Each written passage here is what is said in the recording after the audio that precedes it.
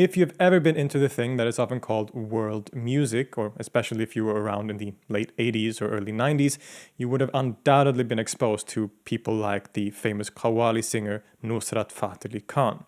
He is a very good example of what is often termed Sufi music. And while many have heard this kind of music before, few are aware of its history, development, and its use in mystical practices. We have arrived at one of my main fields of study and interest, so let's talk about the music of the Sufis.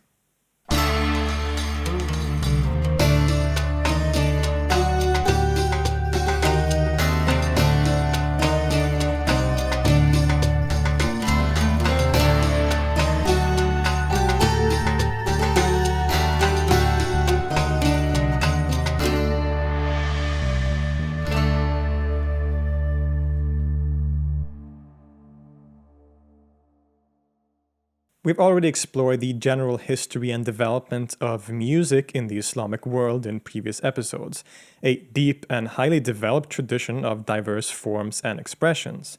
And one of the most important and central factors in the development and maintenance of Islamic music have been the Sufis, the Muslims who have heavily emphasized practices of inner purification known as Tasawwuf to reach intimacy with God, what is often termed Islamic Mysticism. Through their frequent use of music as an important part of these practices, Sufis have both legitimized and helped carry forward music in the Islamic world in ways that still inspire today.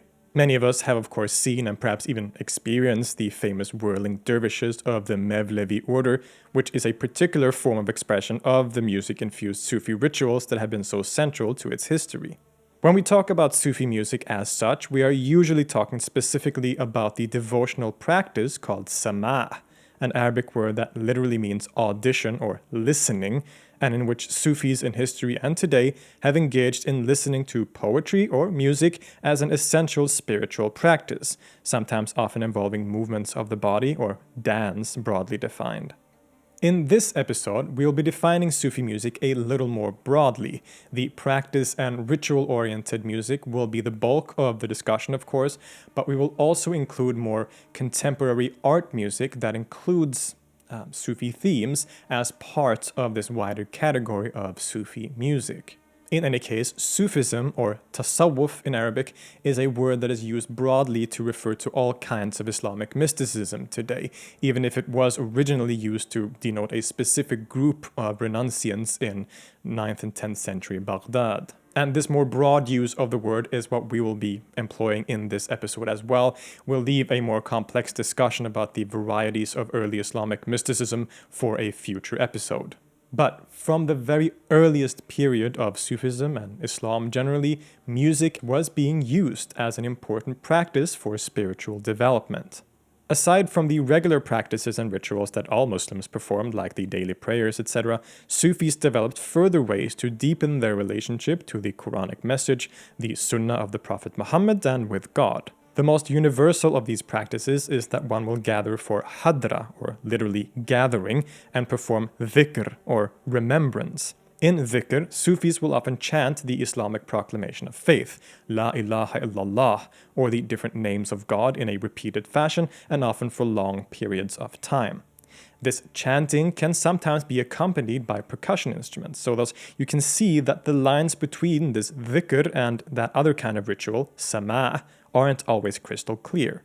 What is clear is that sama', or audition, the act of listening as an important spiritual practice, was present from the earliest days of Sufism.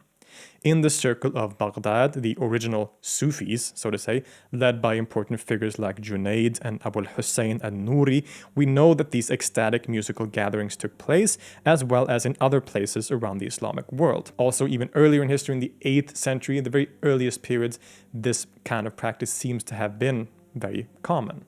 Sama', as opposed to regular dhikr, was based around the power of auditory experience. It has almost always revolved primarily around the melodic recitation of devotional poetry, but has often been accompanied by musical instruments of various sorts. In sessions of sama', the practitioners will also sometimes induce movements of the body to increase its effects. Now, important to remember here is that while sama has been an important and widespread practice in the history of Sufism, not all Sufis partake in it. There have been many Sufis in history that have been very critical of sama, or listening to music in various forms, criticizing it as a corruption that has no place in the religion, while others have seen it as an essential part of spiritual practices. In later periods, when Sufism developed into the different orders, there were some orders that placed a major emphasis on sama and music, like the Mevlevi order or the Qushayriyya, while other orders are much more reluctant to use it, like the Naqshbandiyya, for example. We'll return to this topic a little bit later, but we should remember that Sufism, just like Islam generally, is diverse, and there's a multitude and diversity of opinions and attitudes towards the devotional listening to music. But from the earliest days of its development and until today, sama in its various forms have been a very popular and important part of Sufi practices. And there are two different ways in which one can view the power and meaning of this ritual. Number one, the practical side, that is how sama is performed and what effect it has on the practitioner. And number two, the theoretical side, that is how do the Sufis imagine that music and sound and its effects can be placed within a metaphysical and cosmological framework. We will explore both of these perspectives to fully understand the vast topic of Sufi music. Now, some of you may be thinking, hold on, Philip, doesn't Islam forbid music? It is true that many Muslims in history and today have considered music forbidden. It's not something that cannot be denied, of course. But what is also true is that many others have considered completely permissible and in various circumstances.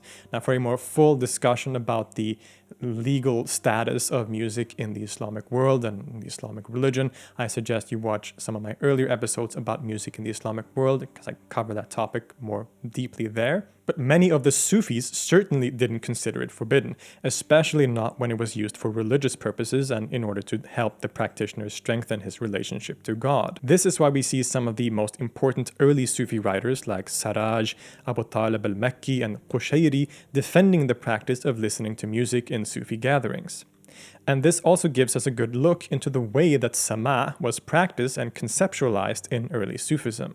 In his very significant Risala al-Qushayri fi al-Tasawwuf, the Epistle of Qushayri on the science of Sufism, the scholar Abu al-Qasim al-Qushayri writes that, quote, "Know that listening to music is permissible when it means the perception of beautiful sounds and pleasant melodies, when the listener does not intend anything that is prohibited, when he does not listen to anything that is condemned by the divine law, when he allows no free rein to his passions, and is not seduced by the amusement that resides in it. And that, quote, they, the Sufis, say, listening to music is a delicious nourishment for the spirits of divine Gnostics." Abu Nasr al-Sarraj argues in his Kitab al-Luma fi al-Tasawwuf that, quote, "The Prophet said, wisdom is sometimes to be found in poetry. Since poetry may be recited, there is no objection to reciting it with musical notes and melodies and with an agreeable intonation. Various divines and lawyers have pronounced in favor of audition, for example Malik ibn Anas. It is well known that Malik and the people of Medina did not dislike audition. Shafi'i was of the same opinion.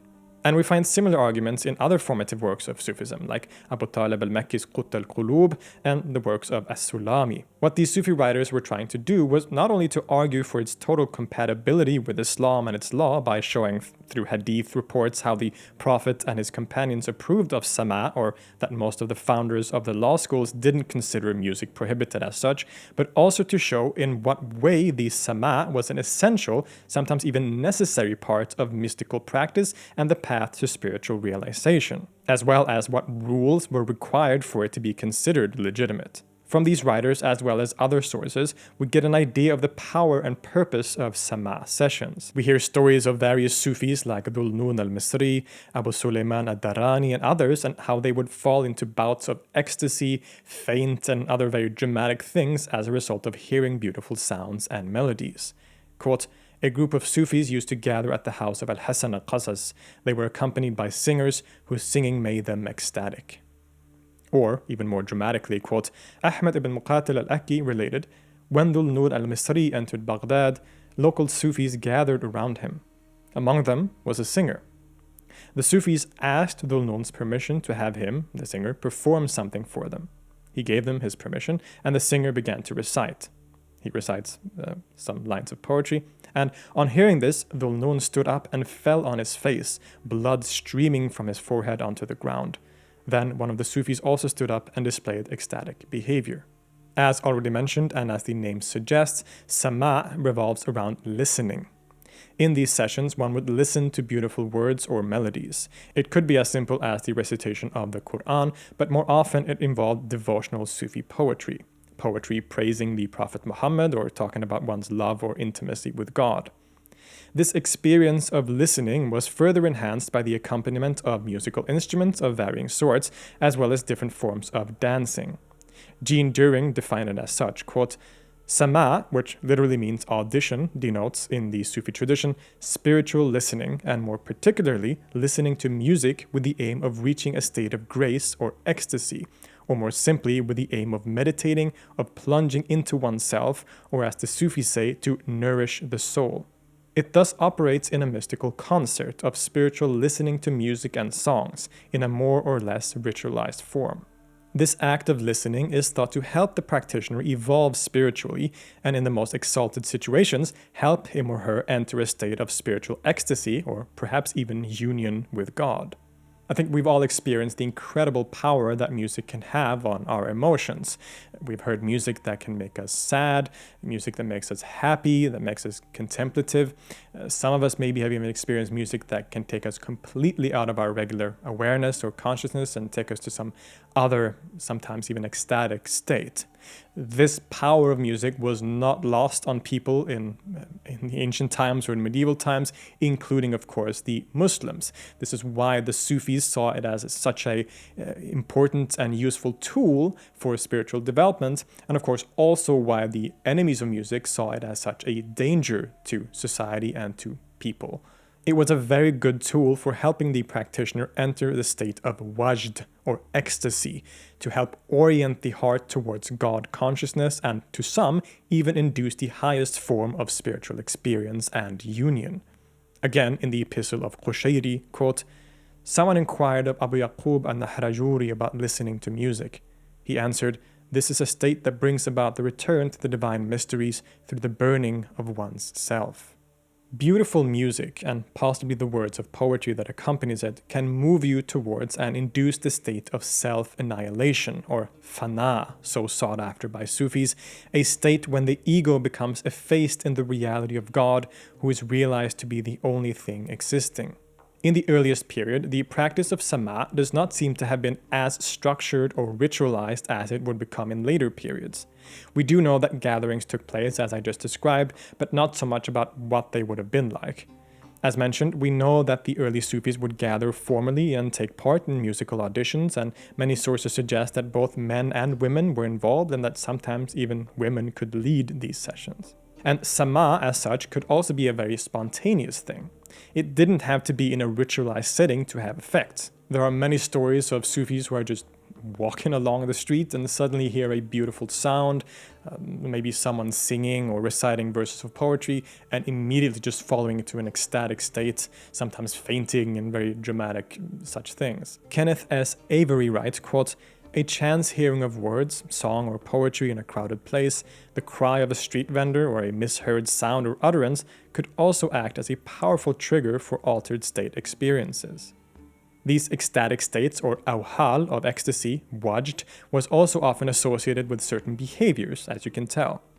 The stories about Sufis ripping their clothes, yelling, and fainting showcase how powerful these altered states could be.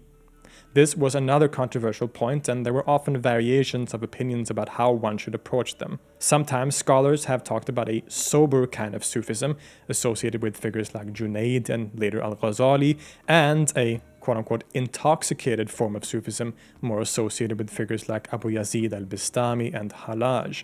While this dichotomy is somewhat simplifying, it does hint at the different attitudes. To some, the extreme altered states and experiences should be accompanied by an outer sobriety, where one controls one's actions and speech while being completely transformed on the inside. Others were more allowing of outer expressions of ecstasy.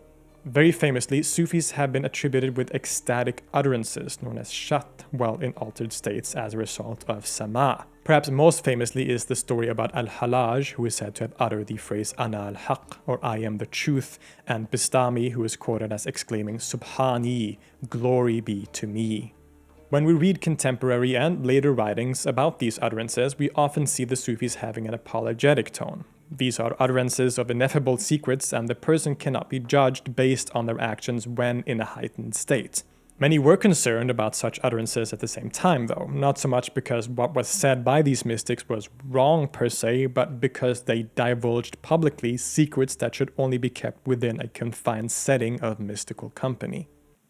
As we get into the later Middle Ages, and as Sufism becomes increasingly widespread and popular, as well as more institutionalized, we get more writings to which we can study and understand how sama was practiced and the different attitudes towards it. And one conclusion we have to draw based on those sources is that sama continued to be a very widespread and popular practice among the various Sufis in different regions of the Islamic world. We have more references to music from this time, both in some of the great examples of Sufi poetry, but also in more scholastic works. With the writings of the monumental scholar Abu Hamid al-Ghazali, in particular his Ihya Ulumuddin, the revival of the religious sciences, as well as other developments at the time, Sufism became more widely accepted as part of a normative mainstream Islam. In the Ihya Ulumuddin, Ghazali not only creates a kind of theoretical synthesis of Sufism, Ash'ari theology, and Islamic law, which became paradigmatic, he also presents us with a passionate and comprehensive defense of music and sama in particular. He presents arguments similar to his predecessors that we have already talked about, but he is even more systematic and presents theological arguments of his own to support his claims. For example, he famously gives us the phrase, quote, "Whoever says that all music is prohibited, let him also claim that the songs of birds are prohibited." Beautiful sounds and melodies are not a problem in themselves. If so, then all beauty should be, as he indicates here. Instead, it is about the context in which it is experienced. Ghazali limits the kinds of instruments that are allowed to be used in sama sessions, only including those that are not associated with things like alcohol drinking and taverns, but in general he is a great defender of sama and music as beneficial to the Muslims who travel on the spiritual path. But not everyone agreed with him. Perhaps surprising to some of you, the great Andalusian Sufi master Ibn Arabi was not a fan of sama at all, and he condemns the practice in his great work Al-Futuhat al-Makkiyah. He says, quote, "They practice sama as if it was an exercise in devotion and piety, but in fact they are just people who take religion as a joke and a game, taking advantage of beardless youths to further their perverse intentions and villainy. The practice really only serves to satisfy the appetite of the senses, in spite of the fact that from a legal point of view it is a perfectly acceptable activity." Pretty harsh words. To Ibn Arabi, this was not proper behavior for a Gnostic, even though he seems to indicate that music in itself isn't necessarily a problem according to Islamic law. He sees it as completely inappropriate as a religious Sufi practice. And this is just to show you that there's a diversity of opinions within Sufism as well. Even a great and one of the most famous Sufi personalities and thinkers of all time, Ibn Arabi, was very critical and strongly against this practice. But he was probably not in the majority at the time, as we see how sama remains a very popular practice, being praised in most Sufi poetry and writings at the time. One of the greatest Arabic Sufi poets of all time, Ibn al-Farid, is said to have been a frequent participant in mystical gatherings of music and dance. But one story also tells of how he spontaneously entered an ecstatic state while in a marketplace. Quote, "A group of guards passed by Ibn al-Farid while they were beating clappers and singing. Upon hearing these verses, Ibn al-Farid shouted out and danced in the marketplace. This attracted a large crowd of people, many of whom fell to the ground in ecstasy as the guards continued to sing." Another writer recalls how a spiritual session of sama wasn't considered complete unless Ibn al-Farid attended. And in his own poetry, he offers many praises and descriptions of the beauty and transformative experiences that are had while in sama. In perhaps his most famous poem, the huge At-Tai al-Kubra, the ode rhyming in the letter Ta, also known as Nazm al-Suluk, the poem of the Sufi way, he offers an absolutely beautiful description of the power of spiritual audition, where he compares it to a mother singing lullabies to her infant. Quote, "When the infant moans from the tight swaddling wrap and restlessly yearns for relief from distress, he is soothed by lullabies and lays aside the burden that covered him. He listens silently to one who soothes him. The sweet speech makes him forget his bitter state and remember a secret whisper of ancient ages. His state makes clear the conditions of audition, sama, and confirms the dance to be free from error. For when he burns with desire from lullabies, anxious to fly to his first abodes, he is calmed by his rocking cradle as the hands of the nurse gently sway it. I have found in gripping rapture when she is recalled in the chanter's tones and the singer's tunes. What a suffering man feels when he gives up his soul, when the messengers of death come to take him. One finding pain in being driven asunder is like one pained in rapture yearning for friends. The soul pitied the body where it first appeared, and my spirit rose to its high beginnings. My spirit soared past the gates opening to beyond my union, where there is no veil of communion." Ibn al-Farid alludes to the spirit's longing to return to his source in God, the lullaby representing the beauty of the music that reminds the soul of his origins and increases his desire for reunion. As the nurse gently sways him, that is, as the Sufi sways his body to the music, and the singers chant the name of God, the mystic experiences a spiritual death where the spirit can soar to a state beyond all duality. Even, as he says, beyond union of lover and beloved, mystic and God.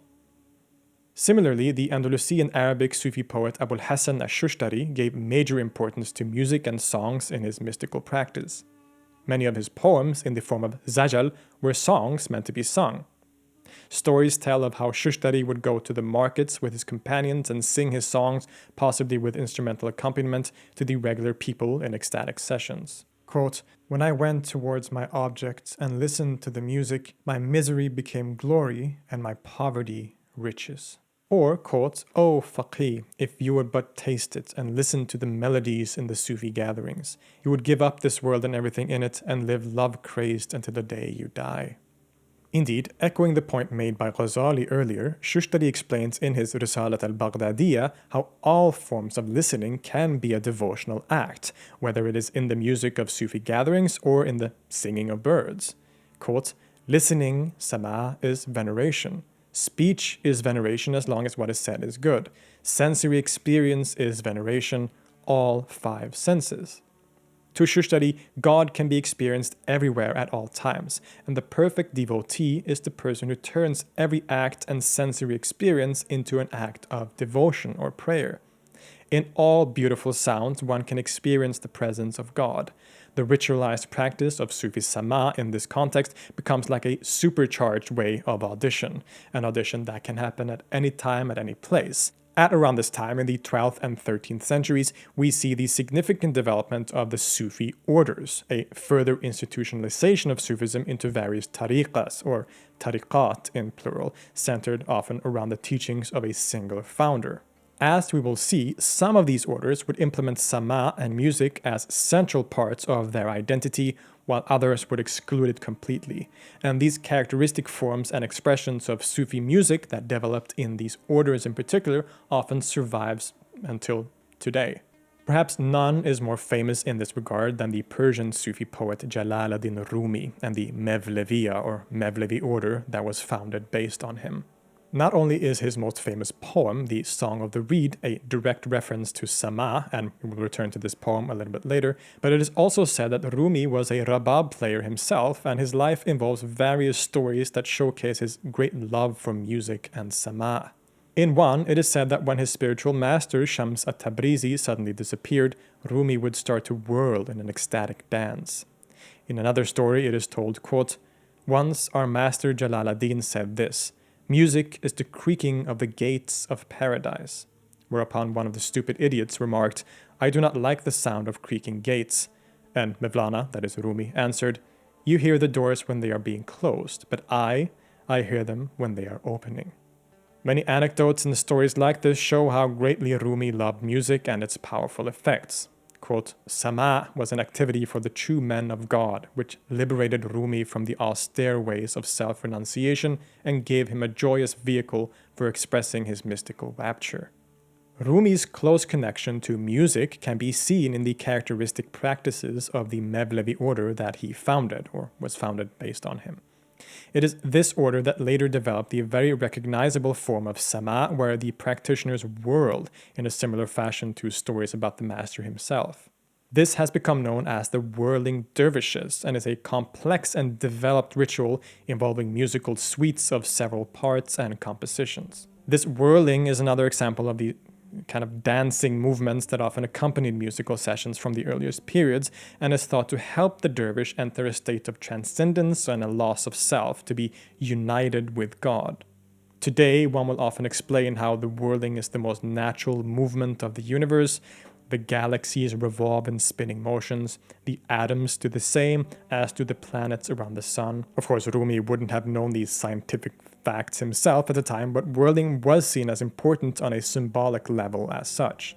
A later writer describes the meanings of the particular sama practiced by Rumi and the Mevlevis at the time. Quote, all the movements emanating from mystics during the sama symbolize a point or a truth.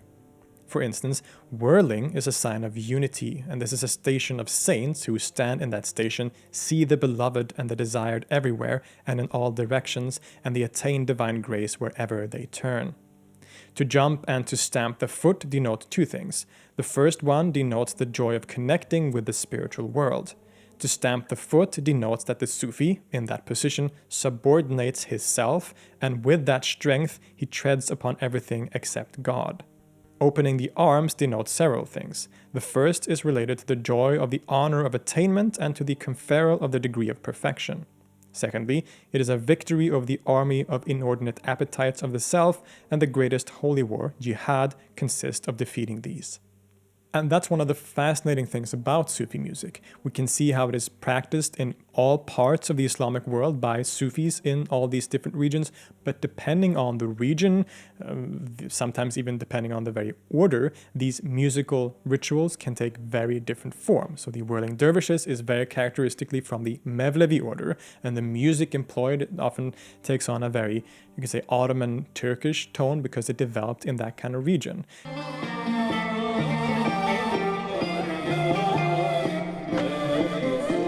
As another example, if we move further to the east, to places like India or the Indian subcontinent generally, we see Sufi music and Sufi rituals that develop in a very characteristic style different from other regions as well. In the Chishti order, which has been one of the most popular in this region, sama and music came to play a major role.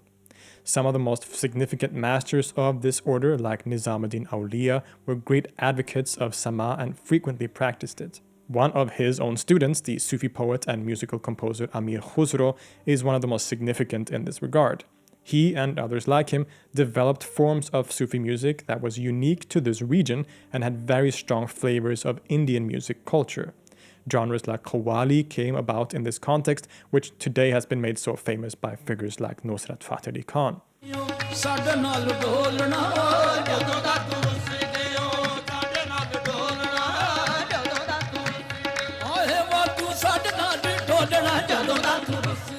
In North Africa, we also see how the music has a characteristic flavor, often being a combination of Arabic and Amazigh or Berber traditions of music. Here there is usually a predominance of percussion instruments and group chanting, but of course there's diversity too. Even in instrumentation, we can see differences in the regions, of course, because in different regions, different instruments were used. So in India, we see instruments like the harmonium today being used, and the tabla drums and the tampura perhaps.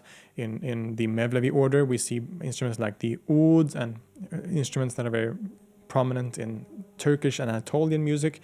In North Africa, we have other instruments that are used that are more frequently used in that particular region and the music of that region too. So as we can see, Sufi music developed in different ways and took different expressions, but the purpose and theory behind it always remained the same: to be an aid and important practice for mystical initiates to advance on the spiritual path and eventually reach the state of full God remembrance and self-annihilation through ecstasy. Discussions have continued about the permissibility and appropriateness of this ritual, this practice, as well as in what context and what forms it should be allowed, if at all. Some of the earliest writers, like Junaid, for example, in Baghdad, is said to have counted three you could say requirements for a sama sessions to be legitimate: the right place, the right time, and the right company. But we can also see a diversity in attitudes about these various rules and what is required for it to be permissible by thinkers across history having different opinions. It's all very diverse, and there's always differing opinions and people from different sides arguing about all of these different questions. To some, like the very significant North African Sufi Abu Madian, sama was a restricted practice. He approved of it, but only behind closed doors and in the company of advanced Sufis. In the Bidayat al-Murid, he writes that, quote, "As for the session of audition, or sama, it constitutes correct behavior, a point which no one doubts except the ignorant. It is the method of the saints and the pious. Audition is a private thing. No one but its folk should know about it. When Sufis are present for ecstatic sessions, they should lock the doors of their homes, and when the food is brought, they should open them again." One also sometimes argued that sama was only something that was performed as a step on the way to the higher station of mystical development, but once one had reached those higher stations, one no longer needed it, and it could be discarded, basically. Quote, "Sama relates to the spiritual progress of a Muslim mystic or Sufi adept in one of three ways. One, it may be totally excluded as inappropriate to Islamic teaching, mystical or non-mystical, as the Mughal Sheikh Ahmed Sirhindi and his suborder, the Mujadidiyya Naqshbandiyya, believed. Two, it may be accepted as a penultimate stage on the mystical ladder leading to ontological unity, i.e. perfection. Or three, it may be viewed as the top rung of the ladder, itself the ultimate mystical experience when properly pursued." Some had a much more open attitude to when and how it could be performed. The Chishti order is again a very good example here. Sama sessions here were and are often held in public and around the shrines of important masters. Anyone can basically partake and take advantage of the music and the devotional poetry of the ritual and guide them at least a little bit towards God.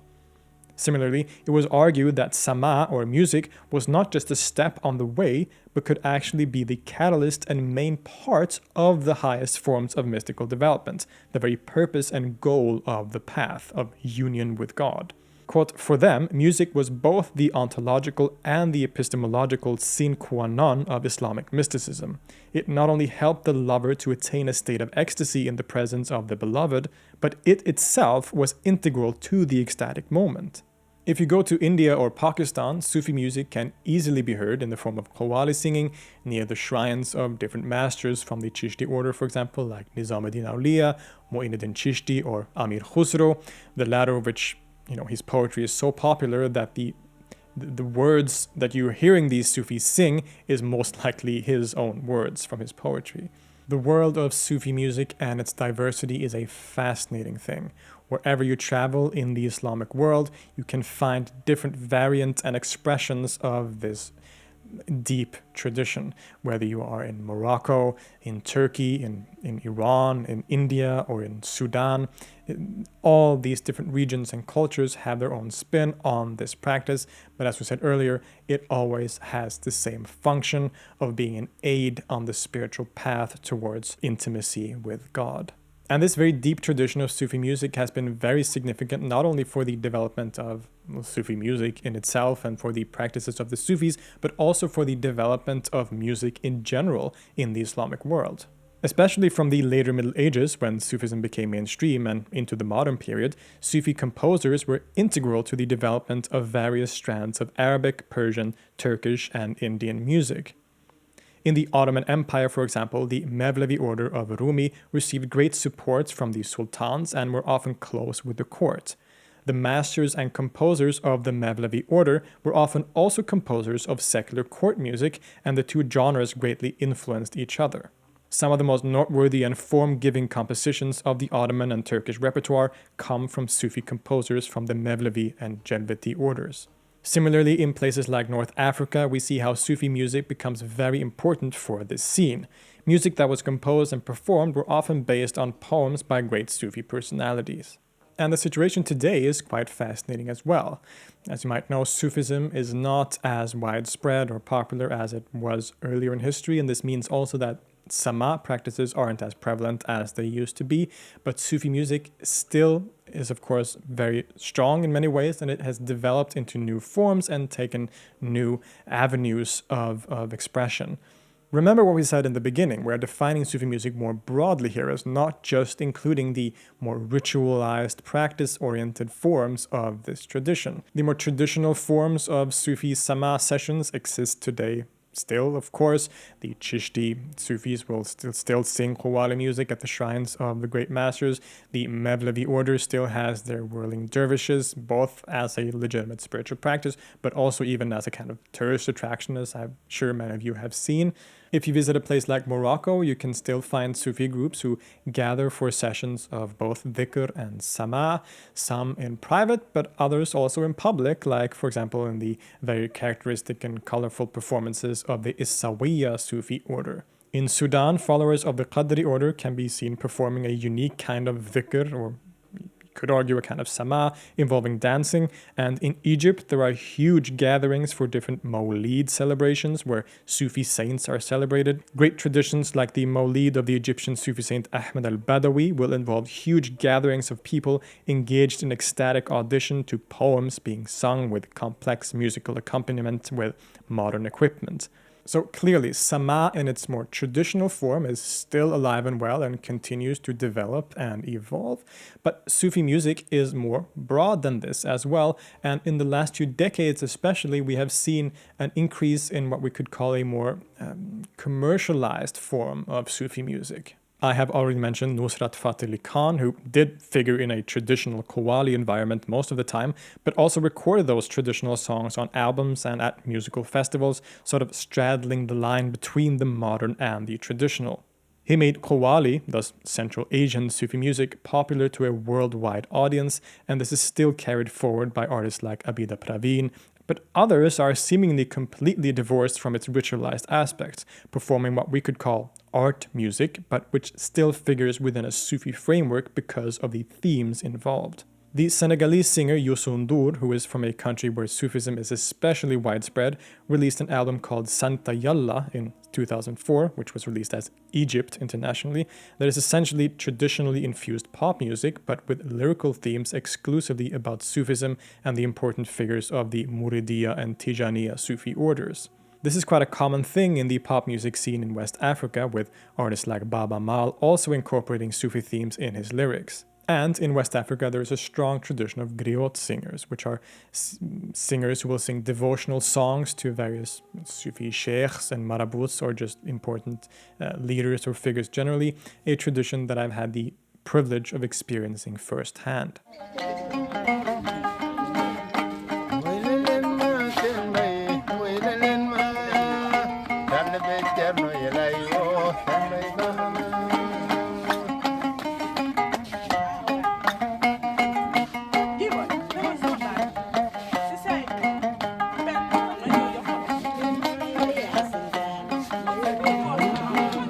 In Iran, one is really and understandably proud of the great tradition of Persian Sufi poets, and there is a flourishing musical scene there which often explicitly references this tradition. Singers like Shahram Naziri and the recently passed Mohammad Reza Shajarian have become celebrated artists around the world while singing songs based on the poetry of Rumi, Hafiz, and many others, and with music that is heavily rooted in the traditions of Sufism. Even more recently, the British-based artist and composer Sami Yusuf has done some really amazing work to gather, interpret, and perform classic Sufi poetry and music from different cultures and regions in an accessible way through ambitious concerts and recordings. Add to this the many experimentations and the appearance of genres like Sufi rock and Sufi trance, which, while perhaps staying true to their traditional connection with ecstatic states, does not feature things like Sufi poetry a lot of the time, and more kind of figures within a general vibe, a Sufi vibe, or featuring Sufi associated instrumentation, for example. As you can tell then, Sufi music, in a general sense, has spread into various different contexts, genres, and regions of the world, and people really love this stuff. There are festivals arranged like the Fez Festival of World Sacred Music, which is often heavily focused on the Sufi tradition in particular, and other such developments which show that whether in its traditional ritualized form or not, Sufi music is certainly here to stay.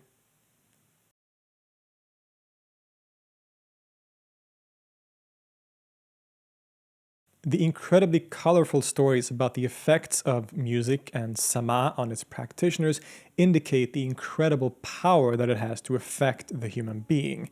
But why did it have this effect? How did and do the Sufis view music and its role in a more from a metaphysical, cosmological, perhaps psychological perspective? This is another treasure trove of fascinating stuff to explore. The power of music was realized basically universally, both by its supporters and detractors. We see how many of the early Islamic philosophers wrote many works on music and often connected it to various cosmological and metaphysical ideas. Thinkers like Al-Kindi, Al-Farabi, and Ibn Sina loved music. They realized the medical and therapeutic use of music and often employed it as treatment for various physical and mental ailments, a point often pointed out by these Sufi writers to argue for its permissibility and use. Music is harmony and is strongly connected to mathematics and the spheres of the heavens, according to these philosophers. There's a great section in the Epistle of the Ikhwan as-Safa, the Brethren of Purity, who write that, quote, "You should know, dear brother, may God aid you and us with the spirit of His, that in every manual craft the matter or hayula dealt with consists of naturally occurring material, and that all its products are physical forms. The exception is music, for the matter it deals with consists entirely of spiritual substances, namely, the souls of those who listen to it. The musician is he or she who shapes and works with the souls of other human beings and animals." They also write, quote, "The tones produced by the movements of the musician reminds the individual souls that are in the world of generation and corruption of the joy of the world of the celestial spheres, just as the tones produced by the movements of the celestial spheres and the heavenly bodies remind the souls that are there of the joy of the world of spirits." In other words, the harmony and beauty of music reminds the soul of the harmony and beauty of the celestial world and the divine realm. And many Sufis would echo similar sentiments. In the Risala of Qushayriyya, which we have already quoted previously, he retells a story. Quote, "I heard Al-Junayd say when someone asked him, 'Why is a man usually quiet but becomes agitated when he hears music?' He, Junayd, answered, 'God Most High addressed disembodied human souls during the primordial act, saying, Am I not your Lord?' They answered, 'Yes, we testify,' and the spirits of human beings fully absorb the sound of these words, so whenever they listen to music, the remembrance of that original act of hearing agitates them." Here, Junayd is connecting the listening to and effects of music with Quranic principles. The primordial covenant when God creates the world and asks, "Am I not your Lord?" becomes the original music of our spiritual origin. And any time we hear beautiful music in the sensible world, we are reminded of this original foundation. This idea of music as remembrance, a form of dhikr, becomes a recurring theme. In Rumi's masterwork of poetry, the Masnavi, he opens the entire thing with the poem that has become known as the Song of the Reed. "Listen to the reed and the tale it tells, how it sings of separation. Ever since they cut me from the reed bed, my wail has caused men and women to weep. I want a heart that is torn open with longing, so that I might share the pain of this love. Whoever has been parted from his source longs to return to that state of union." These are just the opening lines, but it already indicates the meaning. Rumi is talking about the wailing or sound of the reed flute, the ney, which has been an important instrument and symbol in Sufi music, and how this sad yet beautiful sound is a metaphor for the longing of the human soul to return to its source in God. When the person hears the melodies of the ney, that melody mirrors the longing of the soul and pushes it towards its desire for union. There's also a great story involving Ali ibn Abi Talib. This story tells of how the Prophet Muhammad once told Ali the most exalted and deepest secrets of reality in confidence and made Ali promise to never tell another person this secret. Ali was true to his word, but this secret was so amazing that he could not contain himself. He just couldn't keep it inside. So he went in secret to a little lake and whispered the secret into the reed bed, which absorbed it into its own being. So when we hear the beautiful music of the ney, the reed flute, we are in some way hearing that secret that the Prophet told Ali. I just love this story. And the sound of the instrument also becomes a metaphor for another aspect of the human condition and the relationship between God and creation. Just as the ney requires the player to blow into it to give it life, and the drum requires a hand that caresses it, or a lute needs fingers that pluck it, so human beings, or anything in creation, is constantly given life by the breath of God. We are the sounds and instruments played by God. If we want to find poetic utterances about sama and music and its symbolic metaphysical function, there is a lot of stuff to draw from. We already saw the earlier examples from Ibn al-Farid and al-Shushtari, and Rumi is an especially great point of reference. In another poem, he writes, quote, "The wise men tell us that we take these tunes from the turning of celestial spheres. These sounds are revolutions of the skies that man composes with his lyre and throat. We all were parts of Adam at one time. In paradise we all have heard these tunes. Though clay and water fill us up with doubts, we still remember something of those songs." And so, like food, sama sustains God's lovers within its harmonies. The mind's composed imagination draws its inspiration, takes its shape within this hue and cry. The huge importance and love Rumi shows towards sama is apparent not only in the poetry itself, but in the practice of sama as it developed in the mevlevi order, characterized by the whirling motion that he was taught by Shams at-Tabrizi, and the above poem mentions how the music and movement of the whirling dervish mirrors the turning of the heavens and the spheres. In many of these poems and descriptions, music becomes an essential component of reality and creation. Rumi, again, here provides one of the most beautiful visions of reality and creation I can think of. Much like Junaid, he views the originating moment when God asks, "Alastu bi rabbikum, am I not your Lord?" as essentially a musical one. These words are a musical sound, a melody to which non-being responds by beginning to dance, to whirl, and from this dance is created all of the universe. Every atom, every galaxy, every flower and animal, all of them come to be and move in a constant dance to the melody of the divine creative music. It's absolutely breathtaking imagery. And here, the earthly sama or music becomes a micro version of the most essential movements of the universe itself, a mirroring of the divine order. In the greatest sheikh, the Andalusian Ibn Arabi, we get a similar idea. He conceives of the creation and continuous maintaining of the world as a relationship of speaking and hearing or listening. The originating command, kun, or be, is a kind of sound or speech, a nonsensible one of course, to which creation responds by listening. He refers to this as as-sama al-mutlaq, absolute sama, and he sees it as an essential part of how reality works. This sama isn't musical, as in the case of Rumi, but sensible music can be seen as a part or mode of this wider absolute listening. And Ibn Arabi, in general, is very important for our next point or perspective on these spiritual and metaphysical aspects of music. As we saw earlier, he himself was very much hostile to the practice, but his wider ideas provide us and other mystics with a perfect mystical foundation to build on. The main philosophical or theological position that Ibn Arabi and his followers are associated with is the doctrine of wahdat al-wujud, or the unity or oneness of being. Ibn Arabi himself never used this term, but it became a very influential theoretical expression of Sufi metaphysics around the world after him. In the so-called unity of being, Ibn Arabi essentially argues that there is only one reality, reality itself, or al-haq, which is God. God, or the One, is all there is, and everything, quote, other than God is simply non-being. Based on the Hadith Qudsi that states, "I was a hidden treasure and I love to be known, so I created the world that I might be known," he sees all of creation as the continuous self-disclosure or manifestation of God's infinite attributes, like in a mirror. Everything we see, everything we experience, is a mirror showing a particular reflection of God's attributes, like the colors of the rainbow being an illusory diversity hiding the inner unity of the white light. Thus, there is nothing but God, according to Ibn Arabi, but God is also utterly transcendent and different from the world. The world is God and not God, huwa la huwa.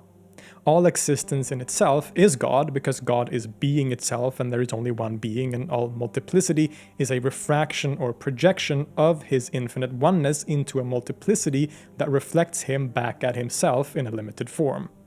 This is a very simplified explanation, and if you want to know more about Ibn Arabi and his doctrine, I suggest you watch my full video on that topic. What is important for us here is the idea that all things are reflections of God's attributes, so that there is, quote, nothing which is not an aspect of God, or in which God can be contemplated or experienced in an indirect form. When God is experienced, the mystic realizes that there is only one experiencer experiencing himself in a mirror, and duality then falls apart. As the Christian mystic Meister Eckhart said, "The eye with which I see God is the same eye with which God sees me." Or, in Ibn Arabi's own words, quote, "He is a mirror for your vision of yourself, and you are his mirror for his vision of the names or attributes, which are none other than himself and the manifestation of their determinations." But what does this have to do with music? Well, music is a thing that you experience, after all. And so I think you can kind of see where I'm going with this. But let's go even deeper than that. When the very famous philosopher Ibn Sina, or Avicenna, wrote about beauty, what beauty itself is, he followed in the line of Aristotle. In his Risalat fil Ishq, the treatise on love, he essentially defines beauty as that which is harmonious. Quote, "Both the rational and the animal soul, the latter by reason of its proximity to the former, invariably love what has beauty of order, composition, and harmony, as for example harmonious sounds, harmoniously blended tastes of well-prepared dishes, and such like. It recognizes that the closer a thing is to the first object of love, the more steadfast it is in its order, and the more beautiful in its harmony, and that what follows it results therefrom, vis-a-vis harmony and agreement. Whereas, on the contrary, the more remote a thing is from it, the nearer is it to multiplicity and such characteristics as follow it, contrast and disharmony. Beauty results from harmony, and harmony is associated with oneness, thus closer to God, whereas disharmony is multiplicity. And what is music if not harmony? Thus, we have found a theoretical foundation for why music is beautiful. Music is harmony, and thus music is beauty. But to thinkers like Ibn Arabi, there is only one beauty. God is the beautiful, not just in the sense that he has that quality, but in the sense that he is beauty, essentially. There is no beauty but him, just as there is no reality but him. All beauty or harmony that we experience in the world is but a tiny reflection of beauty itself, God. So now we have taken this as far as it can possibly go. Based on the ideas of Ibn Arabi and Wahdat al-Wujud, music is no longer just a reminder of higher realities or the human soul's origin in the divine womb. No longer is it just a beautiful metaphor for the creation of the world. Now, to experience the beauty of music in an act of sama is to experience God himself. It is to experience the absolute in itself. Not fully, of course, but a glimpse of the divine reality, and thus a glimpse into one's own most inner essence and identity. Try thinking of that next time you hear a good song. To finish off, it would be a disservice if we didn't also discuss the 20th century Sufi figure Inayat Khan, a master of the Chishti order from India and an accomplished musician himself. Inayat Khan was one of the first and most important Sufis to travel to the West and introduce the tradition here. He did so through lectures and musical concerts, and in those lectures he would often talk about the importance of and exalted nature of music and sound. There is even a book based on those lectures and writings called The Mysticism of Sound and Music, which deals exclusively with this topic. In this book, Khan picks up on many of the ideas that had already been discussed by earlier Sufis, but also expanded the theoretical and cosmological significance of music. He also wasn't afraid to incorporate teachings on music from other religious traditions like Hinduism, universalist in scope as he was. He mirrors the theory based on the unity of being by saying, quote, "Music is nothing less than the picture of the beloved." And based on earlier precedent as well as more up-to-date scientific theories of his time, he argues that the whole world is essentially music. Quote, "Music is the beginning and end of the universe. All actions and movements made in the visible and invisible world are musical. That is, they are made up of vibrations. Creation begins with the activity of consciousness, which may be called vibration, and every vibration starting its original source is the same, differing only in its tone and rhythm caused by a greater or lesser degree of force behind it." Inayat Khan argues that at its deepest level, the universe is made up of vibration, and music and sound is, after all, just that, vibrations. So the universe is just a large, elaborate musical composition, with harmony in the movements of the heavens and the way everything is intricately structured, rhythm in the way that we move, for example, we can't walk without rhythm, and in the workings of things. Music is all around us. We can find rhythm in basically anything, and we can see harmony in every corner of the universe. Today, the scientific theory known as string theory is one of the most popular for explaining the most inner workings of the universe, in which everything is thought of as vibrating strings, like on a guitar. The ideas being put forth by Inayat Khan are not that far off from this. Quote, "When we pay attention to nature's music, we find that everything on the earth contributes to its harmony. The trees joyously wave their branches in rhythm with the wind, the sound of the sea, the murmuring of the breeze, the whistling of the wind through the rocks, hills, and mountains, the flash of the lightning and the crash of the thunder, the harmony of the sun and the moon, the movements of the stars and planets, the blossoming of the flower, the fading of the leaf, the regular alternation of morning, noon, and night, all reveal to the seer the music of nature." So clearly there are many ways that one can view music from a theoretical perspective, and I've only gone through a few examples here. But important to remember is that the use of music and the sama sessions of the Sufis have historically primarily been a practical thing, right? So the purpose of these practices were to help the Sufi adept on the path towards intimacy with God, help him on the spiritual path, essentially. Theorizing about the metaphysics or cosmological role of music in reality or in the world was only of interest to a few select, very philosophically minded Sufis in history, but they can still inform, and they do inform, the more practically oriented Sufis and the way that they conceive of these practices from a more metaphysical perspective, and can also, of course, inspire a lot of us today who have a similar kind of relationship to music, perhaps. This has obviously been a very long episode, but I hope you find this topic as interesting as I do. There is so much to cover, as is always the case, but really there is so much else to go through as well, so many things that I had to leave out, and that just wouldn't fit into this video. I would go on for hours and hours, but hopefully now you can see how deep of a tradition Sufi music is, both in its traditional ritualized forms, but also in the more contemporary ways that it expresses itself in art music and in different genres and ways across the globe. It has not only been an important part of Sufism or Tasawwuf historically, but also a very valuable factor in the development of music in the Islamic world more generally, as well as in the artistic heritage of the world. I'll see you next time.